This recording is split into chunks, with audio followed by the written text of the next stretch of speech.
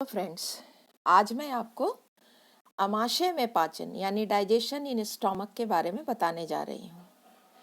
आप सभी जान गए हैं, मेरे पहले वीडियो में मैंने आपको बताया था कि मुख से मुखगुहा से खाना होते हुए इस आहार नाल यानी इस पाइप से ग्रास नली से होते हुए खाना कहाँ आता है?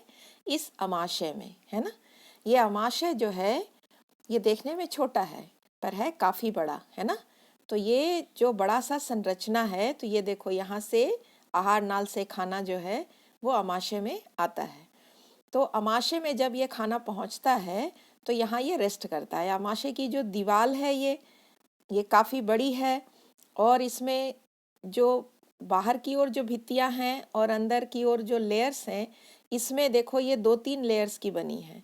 और इन भित्तियों में आपको, चूंकि ये अमाशय जो है बहुत ही मोटी भित्ति वाली थैलीनुमा संरचना है, इसका आकार कैसा है? बिल्कुल चपटा यू के जैसा।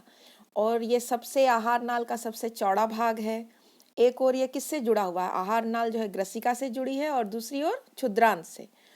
और अमाशय की जो भीतरी दीवार है उसमें आपको 2 ग्रंथियां हैं, एक है जठर ग्रंथि और दूसरी है म्यूकस ग्रंथि।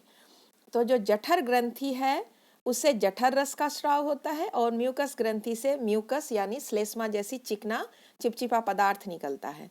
ये चिपचिपा पदार्थ जो है वो आपको अमाशय की दीवार की सुरक्षा करता है। आप देखो यहाँ ये चिपचिपा जो पदार्थ है यहाँ श्लेष्मा जैसा, ये अमाशय की दीवार की सुरक्षा कैसे करता है?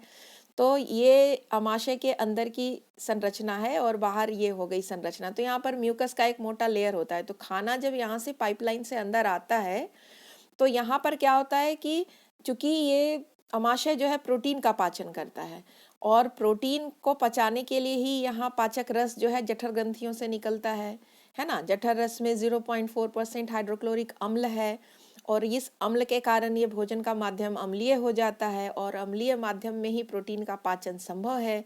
तो यहाँ पर प्रोटीन का पाचन होता है। तो प्रोटीन के जो बड़े कण हैं वो छोटे छोटे कणों में टूटेंगे, है ना।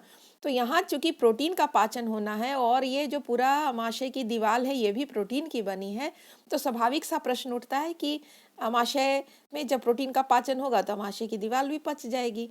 लेकिन ऐसा होता नहीं है, क्योंकि ये जो श्लेष्मा झिल्ली है, जो म्यूकस ग्रंथियों से जो म्यूकस निकल रहा है, वो पाचक रसों को इस श्लेष्मा से नीचे दीवार तक पहुंचने नहीं देता है। इस कारण से अमाशय की दीवार नहीं पचती है।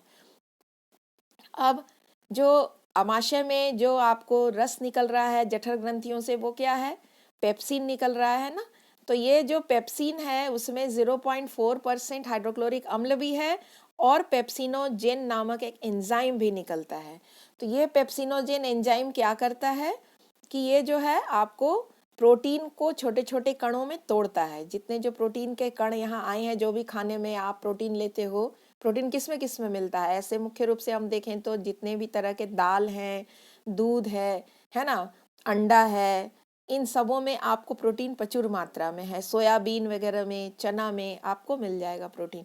तो जब भी हम इस तरह के भोज्य पदार्थ खाते हैं तो ये प्रोटीन जो है वो छोटे छोटे कणों में कौन तोड़ता है? पेप्सिन जो है, उसे जो पेप्सिनोजेन नामक एंजाइम निकलता है वो प्रोटीन को छोटे कणों में तोड़ देता है। तो प्रोटीन के ये बड़े कण हैं, इनका जब पाचन होगा तो ये पेप्टोन और पेप्टाइड्स में टूट जाते हैं और आगे चल करके ये जब छोटी आंत में जाएंगे तो यहाँ ये पेप्टोन पेप्टाइड्स टूट करके फाइनली प्रोटीन जो है वो एमिनो एसिड में बदल जाएगा।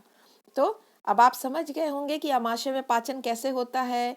अमाशय में जो अम्ल निकलता है उसका क्या काम है? तो अमाशय में जो अम्ल निकलता है उसका 2 काम हुआ। एक काम हुआ कि भोजन के माध्यम को अम्लीय बनाना ताकि प्रोटीन का पाचन सही से हो सके, और दूसरा, यदि भोजन में गलती से कोई जीवाणु आ गया है तो ये इस अम्लीय माध्यम में नष्ट हो जाएगा।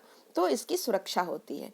ठीक है, अगली वीडियो में हम देखेंगे छोटी आंत और बड़ी आंत के बारे में। ठीक है, चलिए बच्चों।